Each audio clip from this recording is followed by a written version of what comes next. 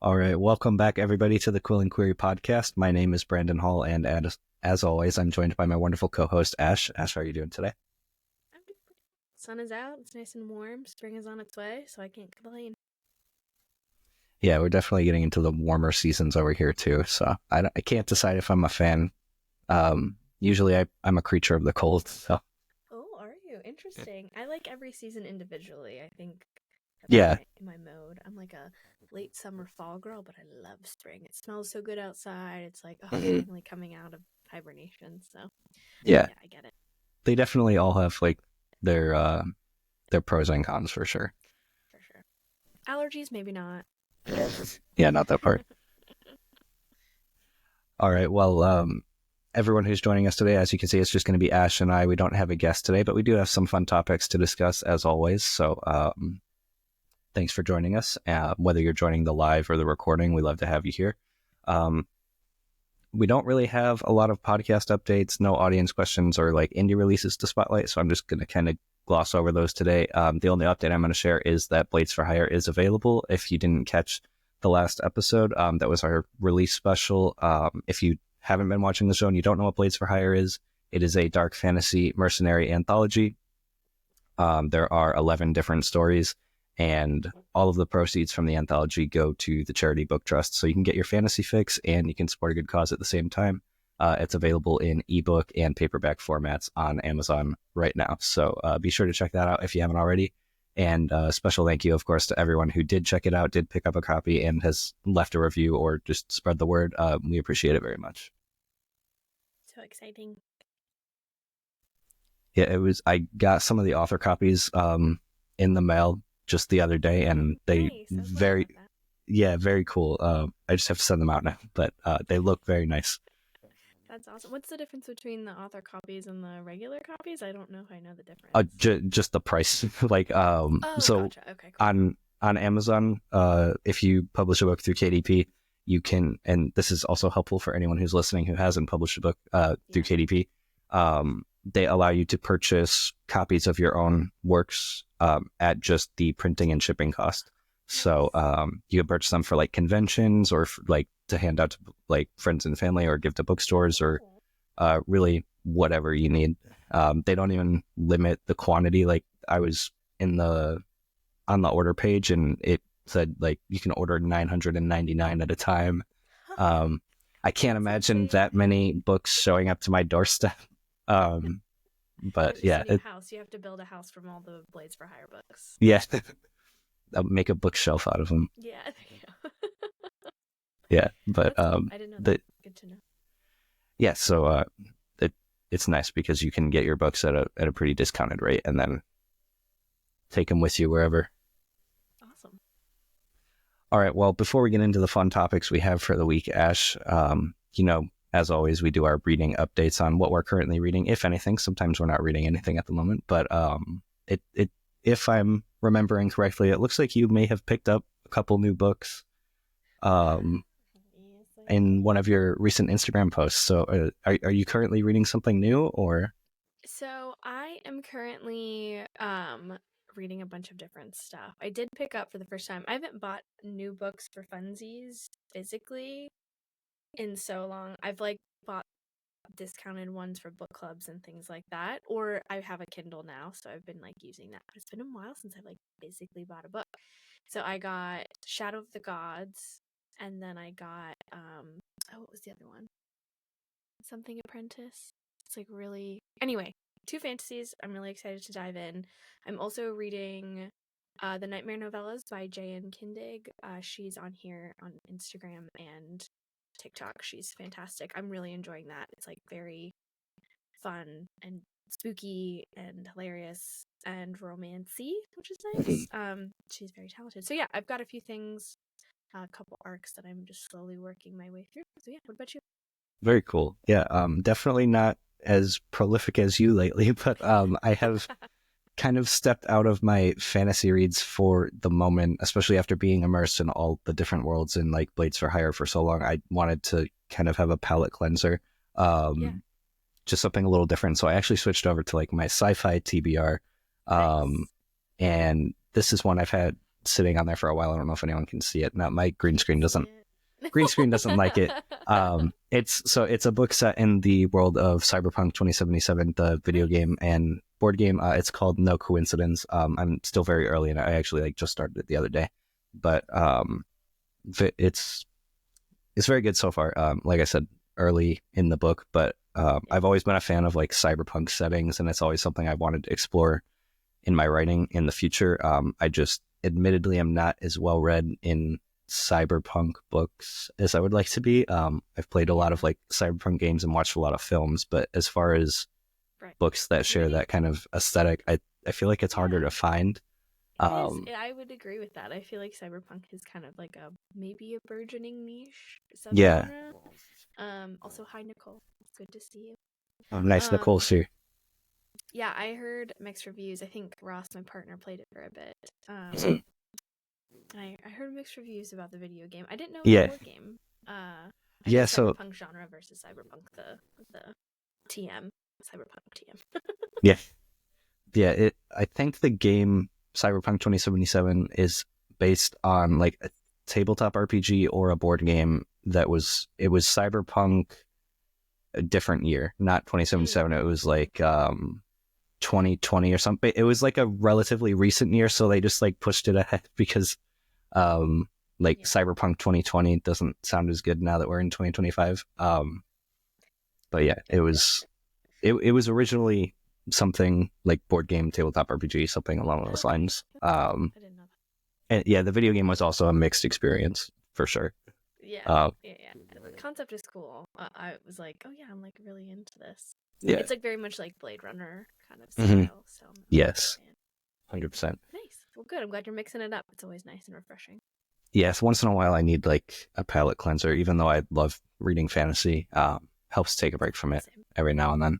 Yeah, I'm like, I need to read like a history book. I need to like read something not fantasy for a bit, which is nice, and that's why book clubs exist, because it like, helps you reach different genres. But yeah, anytime it's cozy, comfy, I'm like, fantasy. Also, Nicole, you were awesome for having read the Halo books in middle school. I read them a little bit later, but Halo was the first sci-fi franchise I was exposed to. So, loved the first three books. I think they're all by Eric Nyland, like The Flood, First Strike, Contact Harvest. What's the other one? I'm forgetting the other one, but they were all great. Especially if you like played the games at that time. It was an experience. Pretty sure we performed like the Halo theme song in middle school band for one of our band performances. That's awesome. And then I think around that same time, like Battlestar Galactica was on Sci-Fi. It was like, that was a good show. My parents were really into that. It's too adult for me to watch fully, but then I watched it later on and it was good. So anyway, we love a good sci-fi. Yeah, sci-fi is like my next favorite genre, next fantasy for sure. Yeah, I would say the same. All right. Well, like I said, we're going to gloss over the other sections because we don't have any updates there. So I guess we can just get right into our topics for the week. We have some fun ones, some maybe controversial ones. Not too hot, but still maybe a little bit of a hot take. In there. Cool. All right. So the first one we're going to start with is we're going to circle back to the conversation around AI. I know we've touched on this kind of from a lot of different angles in the past. So this is kind of a relatively new to us anyway, topic surrounding AI on the show.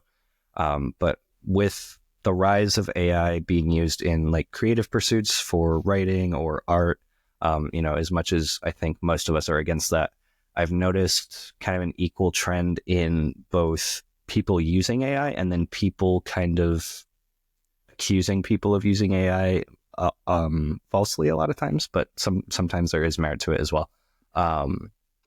But it seems like you can't really post something without, like, whether it's a piece of art or a piece of writing or something these days, without a disclaimer saying I did not use AI or like something showing off your process. And I think it makes it a little daunting for creatives to share their work. More than it already is. Also, sorry for everyone that I'm like glitching out on the TikTok. I don't know if I am phasing out of reality, but yeah. Yeah, yeah, they heard us talking about the cyberpunk. They said no. Yeah. But yeah, I wanted to get your thoughts on kind of this word sounds bad. I just didn't know what else to call it, but like these AI witch hunts, and kind of the need to prove innocence, or like the absence of AI in your work kind of immediately. I just kind of wanted to hear what you think of this because I don't think we've touched on this specific angle of generative AI yet. Yeah, it's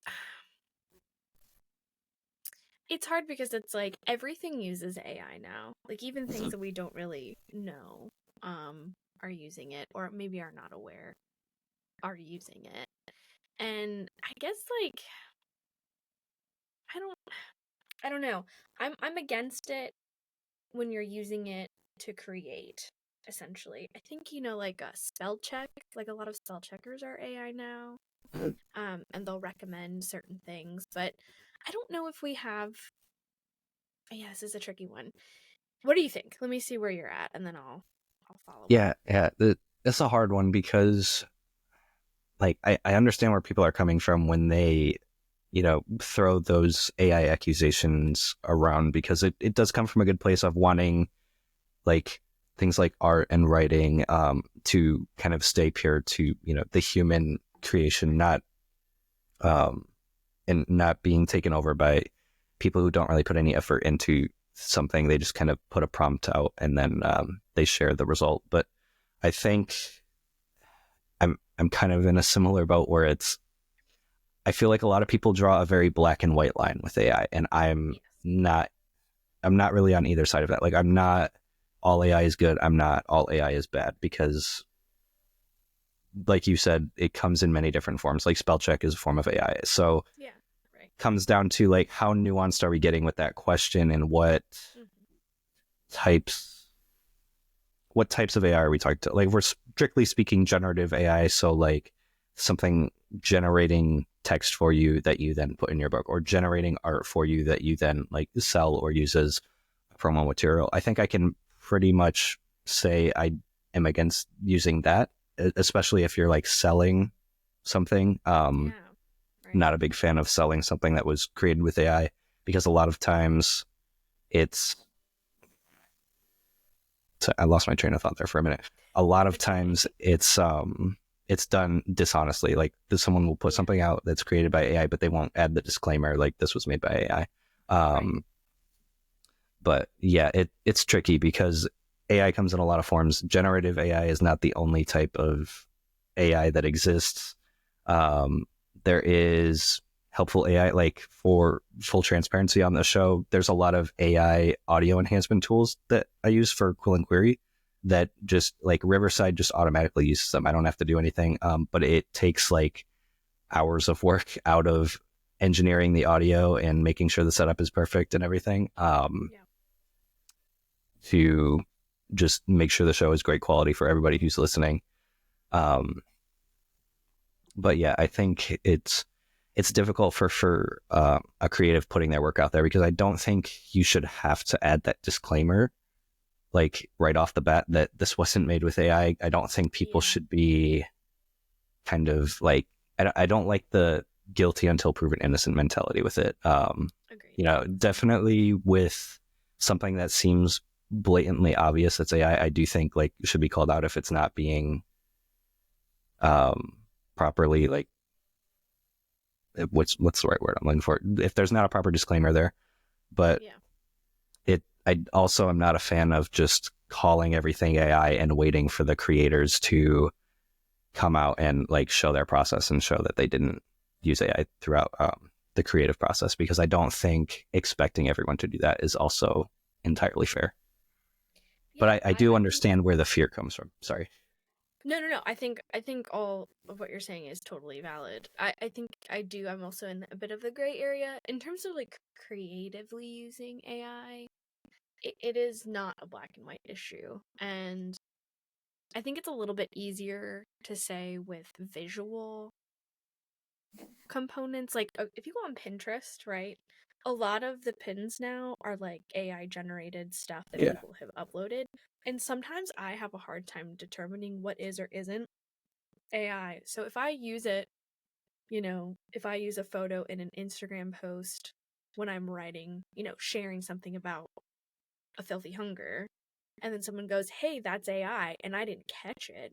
Am I guilty of that, or did the system play me? And then I can then go, like, I can either take it down or re-edit my post to say, like, includes AI art, but I don't I don't want to do that, right? I don't want to have to then backtrack and delete, but I will if that's the case, if that's what the consensus is, I guess. But there's a lot of people who are really quick to draw, to you're guilty until proven innocent. Luckily, I haven't seen too many instances of that, but you know got into an argument with someone on TikTok back in the day about, like, Grammarly. I was like, well, I use Grammarly. I turn the suggestions off, but it spell checks, and they were like, that's AI. And I was like, well, I know, like, their system is trained off of AI in certain capacities, but I don't think it's necessarily using AI. And then they blocked me, and I was like, okay, cool. Well, this could have been a really nuanced conversation and have been, like, a really good eye-opening, discussion. But yeah, some people are very quick to do. So I don't know. I think we're going to be entering a world. I think one of our viewers here was like, Penguin Random House did a copyright page to declare they are against AI. I think it's good to outright say that, right? If you are a creative using or existing in spaces where AI is becoming more common. But yeah, I mean, my partner Ross, when he does his photos, if he edits it, like, not even uses AI or whatever, but if he just uses a program to edit a photo and he uploads it to Instagram, it will, like, automatically mark it as AI. And he's had, Oh, like, a wow. hell of a time trying to be like, but it's not. Like, I haven't. Yes. That's frustrating. It's like it can, like, tell that it's been edited, so it assumes it's AI or whatever. So Yeah. we're in this, like, really weird new realm of, like, who's using it ethically, right? Who's using it in the wrong way? And I guess for me, unless it's specifically obvious, I'm not going to be hunting down people using AI. I think we had this conversation earlier too. It's like, if you're, like, someone who is extremely, like, who is not able to pay someone to do a cover, and you have zero experience with any digital formatting or anything like that, and you use AI for your book cover or whatever layout, it's like, that person deserves to be able to put their work out into the world and using the tools at their disposal. Where does that line get drawn? It's like, oh, well, I can't afford to hire somebody, but I also don't want to use non-copyrighted, and I'm new to copyright. And, it can be, I think it can be nuanced. I don't have an answer. If you use ChatGPT to research something really nuanced, does that count as using AI to help write your book? Yeah, that's an interesting question too, that one of our previous guests, I think it was the one that I had when you were sick, Atlas, we talked a little bit about, but he was having a back and forth on, I believe it was Threads, about the use of, like, ChatGPT for research purposes and things like that. So that's also, like, a very interesting, nuanced topic as well. I do think for, like, a big publisher house, like our one viewer said, just kind of putting out, like, a blanket statement, like, we're not using generative AI in our writing or our cover. I think that's really great for, like, especially a big corporation to do, because I think that's where a lot of people suspect some of the use to kind of become predatory and used as like cost cutting. Right. But so hearing that a big publisher house, put out a statement like that is reassuring, and I think that's totally fine. And I think even as, like, an individual creator, if you're an indie author or something and you just put out, like, a page on your website or your Instagram, I think that's also totally fine. If you want to say, like, I don't use generative AI in my writing or in my promo materials or whatever, I think that's all great. If that's how you want to kind of avoid that conversation and not have to, like, do your process videos every time you upload something, or so kind of a long-winded way to say it's a very nuanced topic that I think gets painted as very black and white, when it's definitely not. No, but I think I'm right there with you, and I think hopefully viewers can understand that too. And it's, if you find yourself in, there are a few issues that I'm very black and white on, that I'm like, nope, this is not right. Yeah. This one, I think, because it's ever shifting and changing, it's okay to not have a solid, answer. Yeah. I'm pretty much against AI in like art. If you're using it to make art and then trying to sell that art and then like get Totally. payments Yeah. off of that art, I'm like, no. Yeah, agreed. I think that's a great point to end on with that topic, so people don't like misconstrue our when we're what we're talking about. Like when we say AI is a nuanced topic and things like that, we're not saying the act of putting an image prompt into Midjourney and then selling that work is a nuanced topic. We're pretty, I think, on the same page against that. Yeah. Same thing if you like put a prompt into ChatGPT and say, write me a book. I'm pretty sure we're totally against that. Also, I don't think you would get a very good result if you tried that, but feel free to prove me wrong with that if you think you can. But I'm sure we'll be talking about AI as an emerging technology, for many years, but I think that's a good note to end on for that topic. Agreed. Or else we'll spend the whole episode talking Right. about the nuance of AI. Yeah, that's like a dedicated episode topic, I think, for the future, maybe. Maybe. We'll have to have an expert come on. For sure, yeah. Tell us about it. All right, well, moving into another topic, kind of shifting away from the technological side. This was actually a news post that came on my Reddit feed, so I wanted to get your thoughts and maybe some people in the chat. But recently, a popular fantasy author, some of you may know, his name is Terry Brooks, announced his retirement and indicated that he was going to be passing on his Shannara series to a fellow author named Delilah S. Dawson.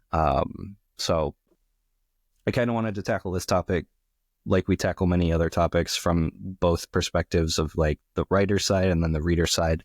So I guess we'll start with the writer perspective, but what are your thoughts on writers who do this, where they pass on, say, an incomplete work or like a fantasy world to a fellow author that they trust can carry on their vision? And I know something like that would be well in the future for both of us, but is that something you could ever even see yourself entertaining at some point? I don't know if I would ever have a series that large enough to be passing on, unless I was old and someone else wanted to pick it up. I don't think I would be against that. So I think some pretty famous examples in history are like the Dune saga, right? Like Dune ended up getting passed off to what's his name? The son, right? Brian Herbert? Son. Yeah. J.R. Tolkien, his son kind of took up the mantle and helped to edit and like kind of be someone like, I'm also having it's been a long day. Ross got his It's totally cool. So any brain farts that I have is just anyway. No worries. J.R. Tolkien's son, Christopher Tolkien.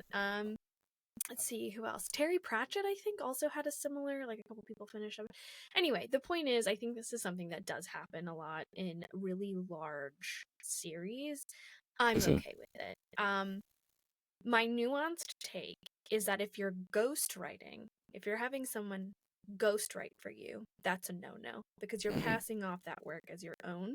And while I think the ideas are your own, I wouldn't call you a writer if you're having someone ghostwriting your stories for you. Yeah.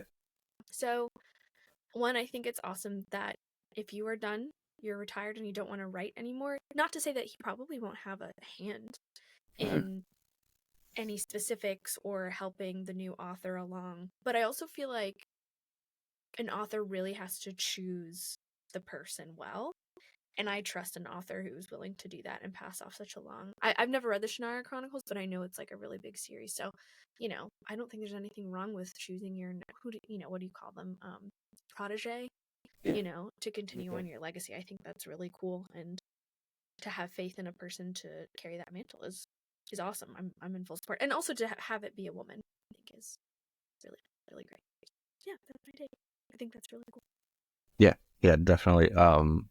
I think I'm in a similar boat where, I think most of us as creatives would naturally be very selective of who we're passing off Right. our work to. So when I see an author that does do this, I generally believe that they've taken their time, Yes. to carefully vet who they're giving their work to, because we're all very protective as creatives of Yeah. the worlds we create. So, um, and I've very rarely seen it go wrong. I feel like like the examples you mentioned with Tolkien and Frank Herbert, and Yeah. I think even Wheel of Time, when it got passed to Brandon Sanderson, was still Oh received yeah. pretty well.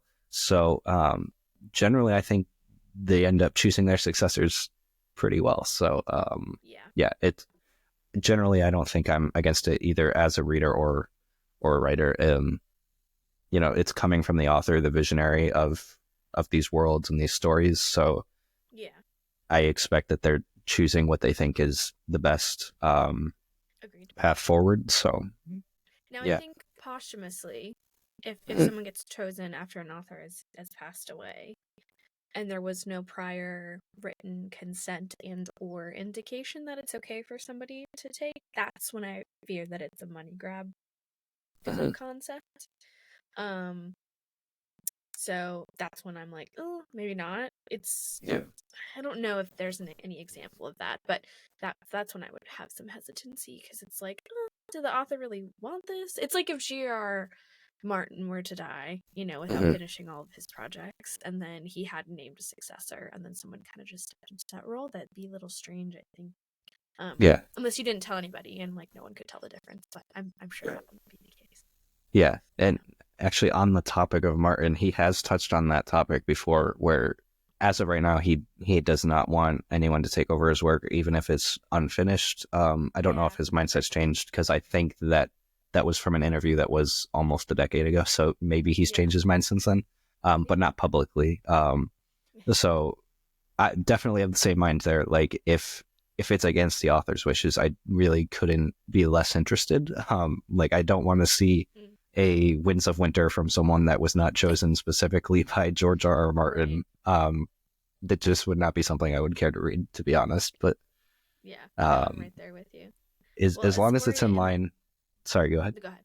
No, you go. I was just going to say, as long as it's with in line with the author's wishes and vision for the world, I'm totally on board when they kind of pass on their legacy to another writer. Yeah, I agree with that. Asvoria in the chat said it's due to copyright law, which the author's relatives will inherit the intellectual property. Yeah, that's that's a really good point too. It's a very big legal discussion that I don't have any experience in really. It's like Yeah. if you don't name a successor, but your intellectual property gets passed on, the copyright gets passed on to somebody, then they can technically do what they want with it, I'm assuming. In certain cases, maybe not all. But that would be a good topic to kind of do some more research on. Yeah, for sure.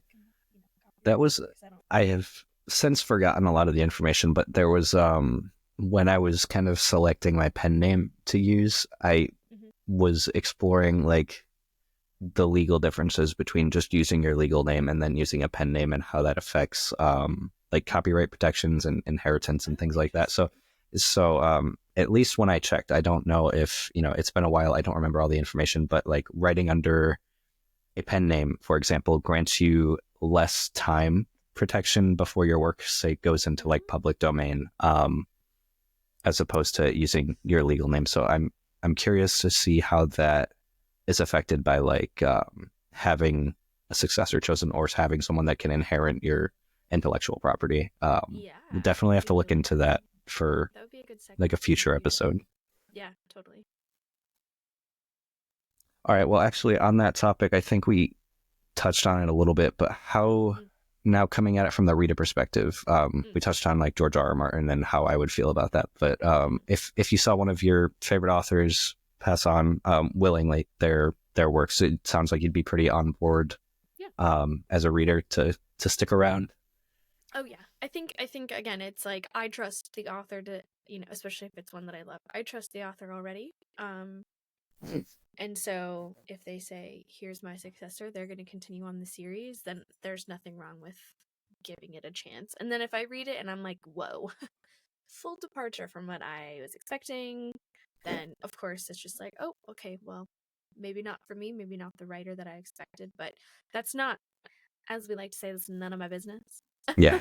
So, it would, if it fails, which I don't know of any instance where it has, or where it's super obvious, then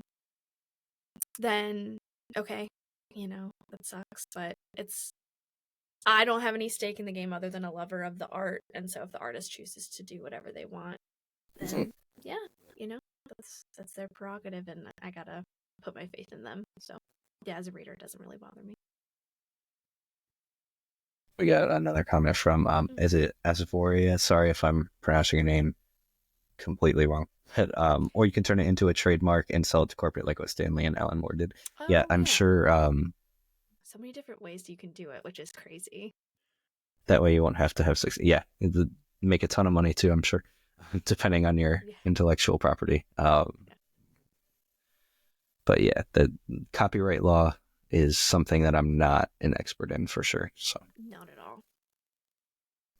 All right. Well, before we get into the rest of our topics, Ash, it's time for our work in progress check-in. It's been a while since we did one of these, I think. So I know you've been posting quite frequently lately about more like writing and reading related topics over on Instagram. So I'm curious to hear if you have any exciting progress updates on your works in progress.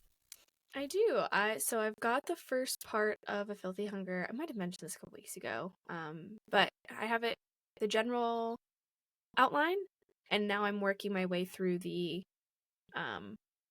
like more detailed outline. Sorry, 1 second. I think Ross is being a little too loud. Hey Ross, you're a bit too loud for me. Thank you. Sorry, you can cut that out of the recording. It's all good. Yeah, so I'm able to get a detail. I'm working on the detailed part 1, which feels good. I'm kind of not where I want to be timeline wise in terms of like getting things done. But on a side note, I have entered into a couple of writing challenges, so I've been working on those. Some like week-long 2,000 words or less, which is so hard for me, as you know. But anyway, so I've been doing side little writing practices as well. So not a lot for A Filthy Hunger, but continuing to kind of exercise my writing skills. And it's been really fun. It's been encouraging me to just kind of like do something a little bit every day. I don't know if you know Stephen Pressfield, but he's like a writer and also kind of just like a motivational person for writers. My dad got me his it's essentially like a daily motivational thing where he talks about his process of writing and also some just like this is how you get through resistance or whatever. And it comes with little notebooks every day. Like write journaling, I guess, like writer journaling or whatever. Anyway, so I've been doing a lot more, trying to stay consistent, and it's been feeling good. I tend to ramp up in spring and summer once the cold and the dark are, out of the way. Yeah, so, for sure. What about you? Yeah, definitely just been trying to get back into the act of writing regularly, whether that's for A Night of Knives or just something else where the inspiration strikes. I've been doing a lot of like other short stories and flash fiction. Cool. But like anyone who saw my story today, like you and I were talking about earlier, I did do some outlining earlier today. I'm working on kind of expanding the outline for A Night of Knives as well. So just really trying to get back immersed into that world, and then just the act of writing, because the past few months have been a lot of publishing and formatting and stuff like that for Blades for Hire. So mostly just trying to get back into the groove of like being creative again and not focusing on the business aspect. So taking it slow, but kind of like your keyword for the year, right? Consistency, trying to focus on that a little bit. Nice. Yeah. No like massive word count updates or anything like that, but it's sorry, what were you gonna ask? No, I was gonna say any forward movement is good forward movement, so Oh yeah, definitely. That's kind of where I'm trying to keep myself this year, is just as long as I'm making progress consistently. Cool. Well, yeah. And we did just put out the anthology, so it's okay if there's also like a little dip between now and. But the momentum got me going. I think, it was good. Once that was finished and out into the world, I kind of felt like, not that it was a bad process by any means, but I was like, okay, that chapter Yeah, is closed, right. and then now I can like recenter and do a few fun things while refocusing on the novel. So seems to Yeah, be going pretty well for both of us, which I love. yeah. I totally get that feeling because it's just like having a completed project now that Yeah. we can't like go back and make massive edits to and stuff like that is it's a bit of a relief. Yeah, no, totally. And I've kind of felt myself like a little bit more. I don't know if you feel this way with yours at all, but mine is like a multi-point of view. So I'm almost like super eager to get them both in the same room in the Yeah, novel. So like that kind of drive is moving me to like work on it more than I have in the past. Um, and really just finding joy and just sitting down and at least getting. And I've been trying to do that, just like even if it's like a couple bullet points of the outline, like that's two more than you had yesterday, or so yeah, I mean, all good things. yeah. I do like the mention of like writing towards something because it's not necessarily two POVs meeting for me, but it's like writing towards the like the big revelations and stuff like that. Yeah. Kind of keep me going because I can't really skip ahead to those because there's a lot of building up to it that I kind of need to do in my own mind. Like as Yeah. I'm writing, I really need to know all the details as I'm getting there. But Right. knowing that I get to eventually write like that really fun part definitely Yeah, keeps me that's motivated. exciting. It's a good carrot. Yeah, Sticking for to it. sure.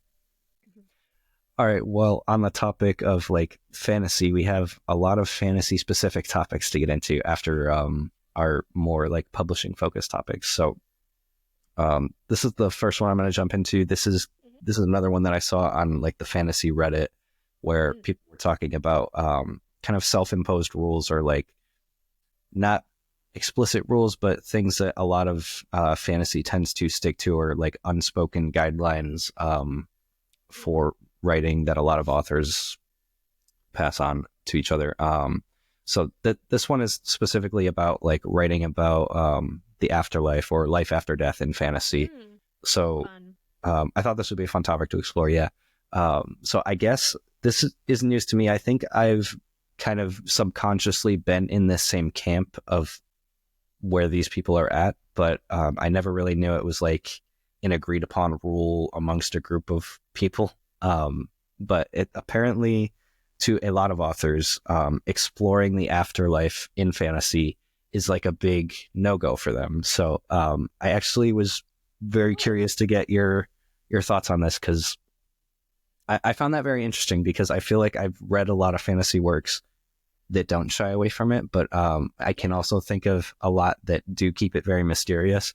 And so I was kind of wondering where your preference lies, both in your reading and your writing. Like, do Mm. you like it when it's more mysterious and there's not like those, I guess, explicit answers to what happens to someone after they die? And do you think that like cheapens the impact of character deaths or anything like that? Or do you find yourself more in the side of, no, I like to see that stuff. I like to see what happens, of course, if it's like done well, but yeah, which kind of side of that Yeah. fence do you fall on? That's such a great question. I've never really thought about it before. In A Filthy Hunger, there is, so that's maybe the best way to start. There is a bit of uh less of like an afterlife and more of an other, right? It's less of a finality, though there is the end. But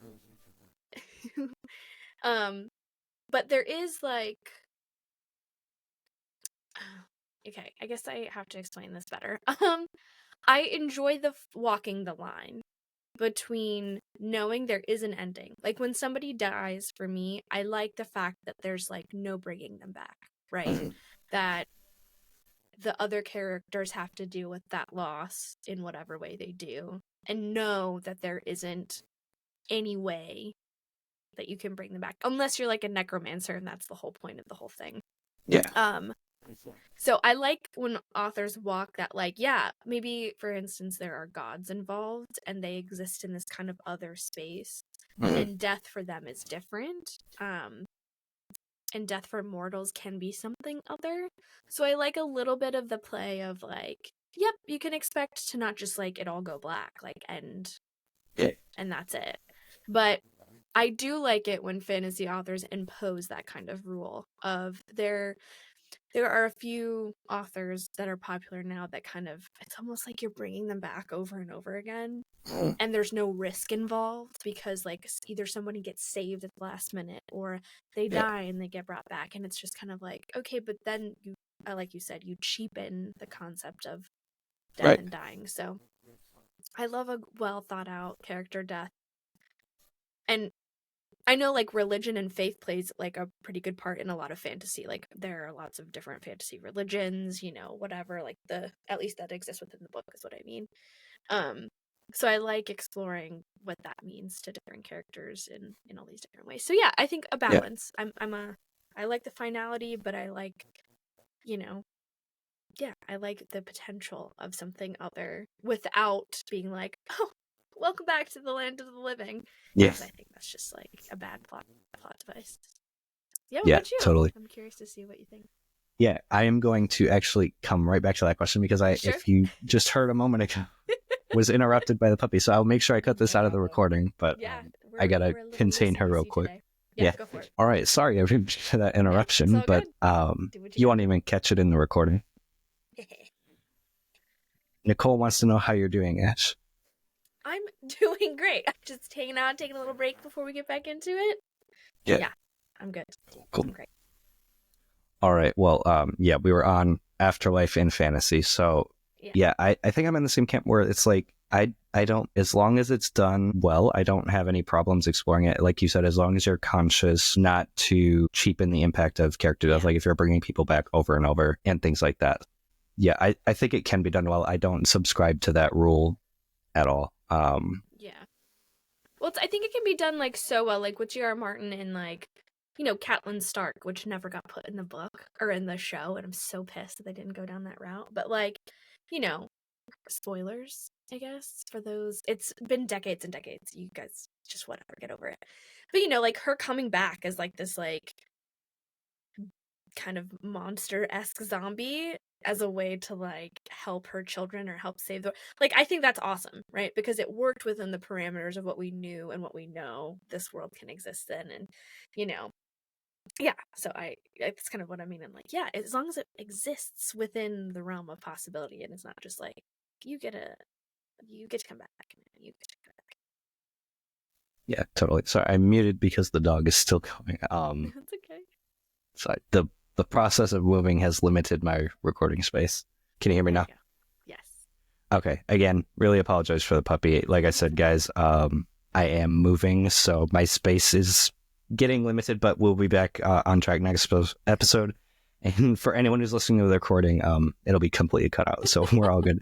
Just if you're watching us live, sorry that you had to bear with that. It's okay. Really apologize. Also, we have to say happy birthday, belated birthday, to our Nicole. It was your birthday. That's right. I saw happy belated birthday. I don't think I saw that on Sunday. Don't even know what I was doing. I couldn't even remember. No, you know what it was? It totally slipped my brain that it was her twin's birthday. Now I totally didn't register that that's also her birthday. I'm so bad. I'm like, oh, cool, heart, and then I move on. I didn't even register. But anyway, happy belated to our number one fan. Yeah. Also, Nicole, off topic, but super glad to hear you're okay and you've acquired a new car and everything. I was following that, so I'm sending you thoughts and prayers, but glad to hear you're doing okay. All right, so we were on the Afterlife in fantasy, right, Ash? Okay. Yes. And you may continue with your thoughts and feelings if you like. Yeah. I don't think I had a whole lot to add on that. Just I don't like hard like rules in fantasy that say, or really writing in general that say you can't do this, because I think there's always an exception to that rule that you can point to. Like anytime I've seen someone say you can't do this in your writing, or you can't use these words, or you can't touch on this theme, I almost always immediately go to find some work that was published that contradicts that. Right. And it's usually pretty easy to do so.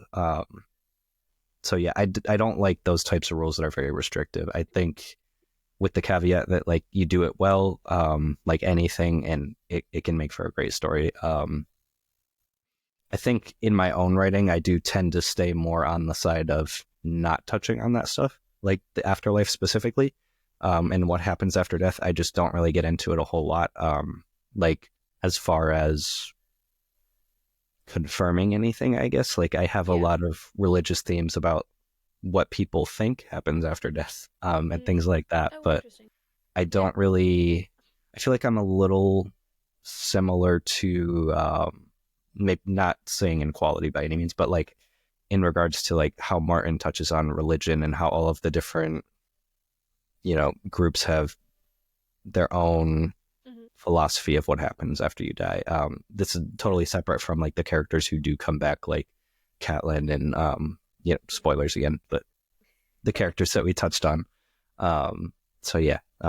Also, Sorry. like, I've never quite understood, like you said, like, the minute you step into telling people what they can and can't do within their own created worlds, it's just kind of like, why are you doing that? Especially, I understand when it's like maybe literary fiction or something like that, where it's like way more, or it can be, you know, 8 out of 10 times grounded in our shared reality or the shared reality of a different culture or something like that. Like, yeah, you can't just be like saying something off the cuff and like exploring whatever if it's not already established, I guess. But if we're talking fantasy and sci-fi, I'm like, what do you mean? Like, it just doesn't make sense to me. It's Right. literally all made up. So I don't know when you're like, you can't touch on death or like you have to have this, that. And it's like, no, I don't think so. I like Yeah. don't actually think so. So yeah. All right. Well, moving into a little bit. Yeah, that one was a little bit more like of a serious topic. So we're going to switch over to kind of a more fun one for a minute here. But Mm, so my video is glitching out. We're getting all the issues today. that's okay. It's like our easing back into just us episode and Yeah, totally. fun. All right. Well, okay. The fun topic I had for us was monsters in fantasy. I think we've touched on like different creatures in fantasy a little bit, but I wanted to dive into this one totally not because I've been playing Monster Hunter Wilds, but I was curious to hear what are some of your favorite creatures in fantasy, and then also are there any like themes or categories of creatures that you find yourself drawn to more than others? Okay, well, monsters in fantasy are like my favorite thing ever. I love them so much. I grew up on a lot of like folklore and in particular like fae related stuff, and I was like super into like Irish and Scottish mythology. So, and then eventually like expanded because I was like, this is very Eurocentric when I got into college or whatever. But some of my favorites, well, my number one favorite is a Barghest, which is like this like Scottish kind of, the best way to describe it is like a demon dog or like a demon wolf that takes like a very large bear like dog form, um like Hound a Baskerville kind of whatever. So that's one of my favorites. I also really love selkies. I'm not a huge ocean or water person, but the concept of like a creature being able to like shed its skin and become something new has always fascinated me. So I'm like a huge Selkie fan as well. So I could talk about creatures all day. I'm a huge proponent of them. Now for a Filthy Hunger, it's been interesting because I like the realm of my world. I don't want to borrow from already kind of existing creatures, but I do because I don't want to just like come up with something and then pass it off when those things already exist, if that makes sense. Mhm. Like one of the characters, his name is Beg, and he is an imp, right? Like if you don't know what an imp is, it's kind of like this like small, like gnarled creature, very Yeah. goblin like. Um yeah, so he's an imp, and I'm like, I feel like I'm struggling with that personally in my own writing because I want to come up with some new and fresh stuff, which I do have in mind. But I Mhm. also enjoy borrowing from different cultures and like, things that are already existing in like a mythos. So yeah, I'm a huge. I forgot the rest of your question. I can too. No, it's okay. It was really just about like what are your favorite creatures, and then what like categories are you drawn to when it comes to like monsters in fantasy. So I think you answered it pretty well. Yeah, I guess like the what type is more like earth-based, right? Like things that have existed or come from something that happened via like Mother Nature rather than something that is created or, you know, comes from something like celestial, almost of like a celestial girl, and more of like a, yeah, like they came before humans, or they were created because of them and the earth spat it up somewhere, or, you know, whatever. So I'm like a, yeah, I'm like an earthy girl. Yeah, what about you? Yeah, I that's a tricky question for me as far as the categories of creatures go, because I feel like I like all of them. Yeah. So yeah, I love fantasy because, I mean, for many reasons, but also because of like the wide variety of creatures and wildlife and settings and everything that you get. So Yeah. I don't know if I have like a favorite category, but I am really drawn to like things that are more Lovecraftian in nature, or like Ooh, Eldritch, okay. stuff like that. Yeah, Those that's a good are one. always my favorites, but like they're great. But like I said, I like all fantasy creatures. I would say the only one that I'm like getting sick of is dragons, oddly enough. Oh yeah, Just there's become because, a resurgence. yeah, I feel like dragons kind of go through this, like they fluctuate in popularity. Like everyone loves them for a while, and then we get tired of them. I think after like A Song of Ice and Fire, which has dragons that I love, Yeah, I'm just kind of dragoned out over at it. the moment. But Yeah, I another agree. category that I really like, actually, now that I'm thinking on it, are like sea monsters. So like things like Okay. krakens, Yeah, sirens, and those are those are pretty. always fun. Yeah, I feel like those aren't as widely explored in the books that I've read. So I do like Yeah, when they do show up. But like I said, I like all monsters in fantasy. I think The Witcher has some of like the oh, the coolest. best. Yes. No, totally. I like the ones that are dangerous. And I think Yes. like dragons have been softened to this like tameable, which is the whole point, right? Like at least it became the whole point versus in like, oh, the Lord of the Rings, which it was, you know, this like scary, terrifying creature that needed to be felled. Um yeah, with like J.R. Martin, I think with you know, Daenerys being able, like the mother of dragons, like the concept of taming the dragon has always been something that fantasy authors have played with. But yeah, I think with like the advent of Yaros and Fourth Wing, they're kind of having a popularity moment again. And I like my monsters scary. I like my monsters dangerous and like threatening, if subtly so. Um so at least in my writing, I try and explore the concept like monsters cannot be tamed and you cannot control them, right? They're very much like keep at a distance because they are not of, you know, the mortal world or whatever. So I feel you about the dragons. I'm a huge dragon fan. Dragon Riders of Pern is one of my favorite series. Even though those are technically like wyverns, I think. Another problem I have in a lot of like fantasy shows and books, they're like, this dragon with its hind legs and its wings. I'm like, that's a wyvern. Wyverns have four legs and they have wings. It's like, anyway, it's just one of those like annoying things that Yeah. only nerds would know. Totally get it. Yeah, I've seen that that mentioned on, especially like when it comes to the Game of Thrones dragons. Yeah, yeah, So yeah. everyone's like, Yep. actually, Dragons. that's a weird. Actually. I just want to do a check and make sure my audio is coming good through for you on Yes. Riverside. Good. Okay. Because It's still choppy for sure, but the audio is great. okay, audio is good, but video's choppy. Or yeah. Correct. Okay. Yeah, it seems to be having technical difficulties, so I just wanted to make sure we're good there. As long as the audio is good, I can Audio is great. work with the video. But Mm-hmm. cool, cool. Well, switching gears a little bit, I wanted to talk about the term dark fantasy. This is one that I never thought would be like up for discussion or debate, I suppose, because Mm, to me the meaning has always been kind of clear. But as we've been marketing Blades for Hire, and I've just noticed in bookish spaces in general, when I talk about dark fantasy, I get a lot of questions from people that say, "What is dark fantasy? What does that mean?" Um, so I thought this would be a good place to kind of dive into that topic a little bit and yeah. talk about what dark fantasy means to each of us. So like, Mm, what what kind of tone or setting or story we're describing when we pitch something as dark fantasy. So Yeah. I guess I'll let you lead with this question. Okay. What would you describe dark fantasy as to you? Like if you when we say a dark fantasy anthology, or if you were to describe a Filthy Hunger that way, Mhm. what exactly do you mean by that?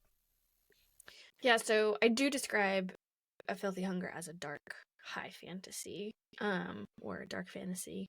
I think my very it's been interesting because I haven't ever like put a definition to it out loud before. But I think unlike grimdark, where everything sucks and everyone dies, Yeah, right? Or it's just like it's just really heavy all the time. I think dark fantasy isn't necessarily, if it's a spectrum, isn't necessarily all the way to grimdark, but it's not the C.S. Lewis, Tolkien, Harry Potter fantasy that is that kind of like umbrella term. I find dark fantasy to deal with really tough themes. Um, there is potential for a happy ending, but at a steep cost. And usually like violence as a movement forward.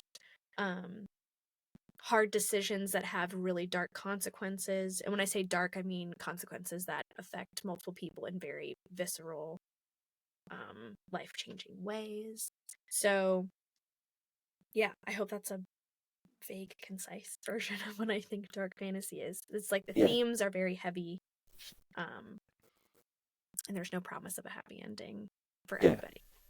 yeah. I think that encapsulates it perfectly. I like the distinction between dark fantasy and grimdark fantasy too.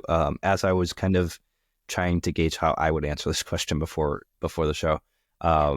I that the distinction there was something I was struggling to put into words, and I found a very good post about the difference between saying something's dark fantasy versus saying it's grimdark, and where, like you said, grimdark, everything kind of sucks. There's a very nihilistic worldview to grimdark that's Mm-hmm. kind of core to that. Dark fantasy, I feel like you said, is more about the themes and Mm-hmm. like the tone and the setting. So dark fantasy doesn't necessarily mean everything sucks all the time, like grimdark, but it does mean you are dealing with dark and heavy themes. A lot of very human stories and characters. Mm-hmm. So, yeah, it's like you said, it's difficult to put into words, but also if you are finding yourself asking that question, Google is great for this. It gives you a lot of good examples of what's like dark fantasy, but maybe not quite grimdark. Yeah. Um, but yeah, I think that's the distinction between like dark fantasy and regular fantasy, or dark fantasy Mm-hmm. and grimdark, is what kind of themes are you touching on and dealing with? I Yeah. think that's the biggest difference between maybe like those three categories there. Yeah, I think that's great. I think in like popular culture, I would consider like not just because it's in the name, but like a Dark Crystal would be dark fantasy to me, where like things are bleak and rough and scary, and you know the heroes win out, but there's a cost. I'd say like Labyrinth would be like fantasy. Yeah. Um, I don't know if there's a grimdark version in popular culture of grimdark fantasy, but I think Yeah. like The Witcher is also like a dark fantasy, right? Like it's yeah, and you're just trying to provide examples of that. But yeah, Yeah. I think that's a good description of dark fantasy. It's Yeah. my preferred. Yeah. Same. I don't know if I'm like able to write complete grimdark. I'll have Yeah. to, see. But I, dark fantasy is kind of where I find myself describing Mm-hmm. most of my work. So. Yeah, that makes sense. Yeah, I don't know. I think grimdark is a relatively recent term. I don't. I would have to go to Google to see how far back, but I think it's like within the last 20 years. Grimdark, with the advent of like online forums and online spaces becoming a place where people explore grimdark way more. Yeah. Yeah, I have to have a little hope. I Yeah, can't hope just for at the least a best. little, at least a little bit. Just a sliver.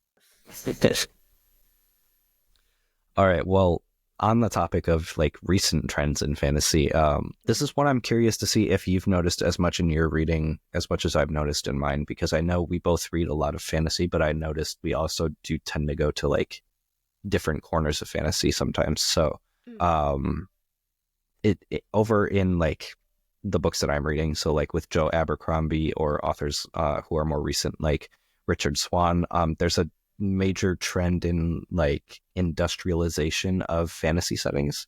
Mm-hmm. So kind of writing like an initial series in that medieval fantasy sandbox, but then revisiting that world at a later time where the technology has sort of progressed, and you're kind of in like an industrial revolution, but still in that fantasy world, and you're seeing how that technology Mm-hmm. kind of carries that world forward. So I was just curious to know if you've noticed this trend in like your own reading as well, and then how you feel about it both as a reader, and if you would ever explore something like that, whether it's, maybe it's not specifically an industrial revolution of sorts, but kind of that progression of technology in your fantasy world, or do you like to stick to that very medieval-esque setting? Yeah, that's a super interesting question. I have noticed a slight shift, yeah, in some, I think maybe like Sanderson does this a bit in Mistborn. Like it's a little bit it past the medieval era, and we're using metals and things like that. Yeah. Um, so I think that's like a really cool. I haven't read any of the gentlemen that you listed, but I do enjoy like an industrial revolution style fantasy, and I think that's becoming more popular. It's not something that I have ever really thought about or explored. I think I tend to navigate between like a couple of my stories or potential future novels are either like very much in the sci-fi realm or very much in the medieval sandbox. I think it has to be done well for me personally. I like that if it's a long series, if the timeline kind of does naturally progress with human progression also in terms of technology, I think that's awesome. And I think it's something that maybe more authors will explore in the future. Maybe us. I don't know. I don't I didn't really live past 3 books with a Filthy Hungers kind of like concept. Um but yeah, that's really interesting to explore because yeah, if like your magic can coincide hand in hand. What's sorry, I just remember what was the one. There are a couple recently that have come out that shoot, I'm blanking on what they are. It's totally There fine. there have been a couple recently that have come out that are like on my TBR that are Mhm. like an industrialized version of like, you know, of fantasy. It's like you've got smokestacks and things like that, but then it's run by magic or something like that. I think it's cool. I think the concept is neat. Mhm. And I'm a fan. I haven't read a lot about it like in that regard, but Yeah. yeah, it'd be fun to explore. But yeah, I'm like kind Yeah. of a classic medieval esque, like if not medieval, like old Greek Roman style concepts of like Yeah. we're still using the wheel. Yeah. Yeah, totally get it. Yeah. Um, yeah, for me, I can kind of go both ways. Like I do tend to lean more towards the that medieval Mm-hmm. setting. I do prefer to kind of stick around in there, but the authors I mentioned, I think have done it great, and something that initially I may not have been too like keen on, I found that I really enjoyed reading about. So Mm. um yeah, as far as like writing about it, I don't know. I get very nervous when it comes to like writing about technology for some reason, Yeah. just because I'm always worried I'm going to get something wrong in that regard. But I suppose when you're working in a fantasy setting, you have a lot more leeway there. So Yeah. Yeah, you and do. you can incorporate a lot of magic into like the industrial revolutions and the progression of Yeah. technology, which I think I is really cool. I think a good like subgenre, and I don't know if it falls into, I don't like logistically slash seriously what it falls under. I would consider it Mhm. under fantasy, but I know some people might consider it under sci-fi. But like Yeah. steampunk is a really good. I know Yeah. it like there's like less magic and more just like a futuristic steam run world, but like you know, that's kind of a really interesting genre that I love the aesthetic of personally because Victorian London is like my favorite, or Victorian Yeah. era is like my favorite. So yeah, they're out there, and I think we actually just rewatched It's one of my faves, Howl's Moving Castle, which is written by, and I'm blanking on her name, I'm so sorry, but that's also a really great kind of merger between like industrialized or industrializing its world while still having magic. And yeah, so I think that the potential is there, and I think, as you said, there are authors who are doing it really well, so it might be worth exploring. Yeah, yeah, definitely. Um, sorry, my document is loading slowly. I don't know why we're having all the technical difficulties today. Yeah, I think, let's see.